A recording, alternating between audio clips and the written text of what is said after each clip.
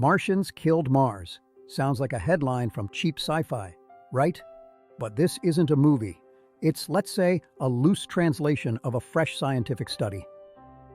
The article was published in the prestigious journal Nature Astronomy, and it's worth listening to. Hold on, don't rush to picture little green men with lasers. By Martians, scientists mean life in its most primitive form. We're talking about microscopic organisms, bacteria. We still don't know for sure if life ever existed on Mars. But computer modeling has shown us a truly terrifying scenario. If life did start there, it might have committed planetary suicide. Microbes could have turned a blooming world into an icy hell all on their own. You're watching Cosmo Pulse. Let's unravel this detective story.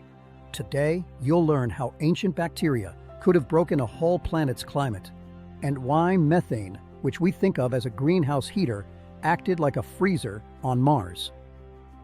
Look at Mars today. It's a cold, dry, and lifeless desert. The average temperature here drops to minus 80 degrees Fahrenheit. But it wasn't always like this. The planet wasn't born dead. About 4 billion years ago, young Mars was a completely different place. It was much more welcoming and warmer than it is now. Look at the terrain. Dried up giant riverbeds and traces of ancient lakes. Specific minerals scream that liquid water was once here. Whole oceans might have even covered the planet's surface. The planet had a thick atmosphere protecting it from space. Temperatures could have been quite comfortable, from 14 to 68 degrees. Back in those days, conditions on Earth and Mars were almost mirror images. Life had every chance to start on both planets at the same time. But then, their paths diverged. On Earth, life improved the planet for itself. Our bacteria kick-started oxygen production and created this paradise. But on Mars, things might have gone down a dark, diametrically opposite path. The study authors fed data into complex climate models. The goal was simple: understand how ancient organisms affected Mars' atmosphere. Most likely, these microbes didn't crawl on the surface. They lived in the porous soil, a few inches deep. It was the perfect hideout. The soil protected them from harsh UV radiation, but they still kept access to water and atmospheric gases. What was their main trick? They were methanogens. Back then, the Martian atmosphere was saturated with hydrogen. Ancient organisms greedily consumed this hydrogen, and in return, as a waste product, they pumped out methane. Both hydrogen and methane are greenhouse gases. They trap heat. You'd think methane is a powerful greenhouse gas. So, microbes should have warmed the planet, like what's happening on Earth now. But here is where we hit a cruel paradox. In the specific conditions of ancient Mars, everything worked differently. There, hydrogen was a more effective blanket for the planet than methane. Microbes started mass-eating the hydrogen and replacing it with methane.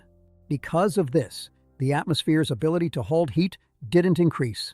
On the contrary, it began to drop rapidly. Instead of global warming, catastrophic global cooling began. Models show temperatures could have crashed by dozens of degrees. This triggered an irreversible chain reaction. Step 1. The more the planet cooled, the more water turned to ice. Step 2. Microbes need liquid water, and the surface got too cold.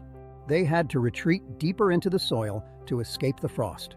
Eventually, they could have gone down to a depth of over half a mile. But down there, they were trapped.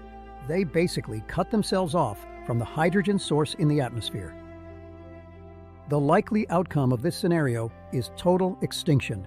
Life on Mars became a victim of its own success.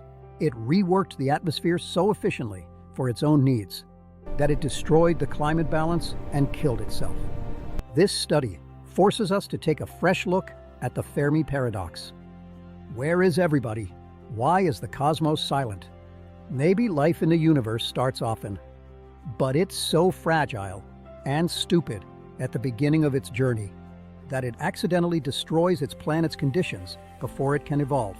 Where should we look for traces of this ancient drama? The study authors named specific places. One is Jezero Crater. That is exactly where the Perseverance rover is working right now. It's hunting for signs of ancient life in the rocks.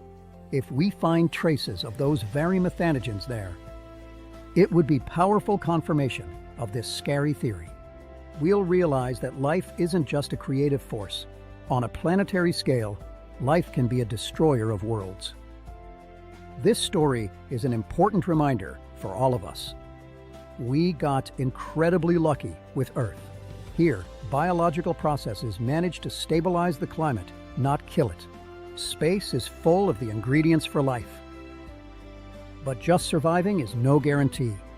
What do you think about this hypothesis? Could bacteria really be the main reason Mars became a desert? Let me know in the comments. Let's discuss. If this video made you think, hit that like button. Subscribe to the channel so you don't miss new mysteries of the universe.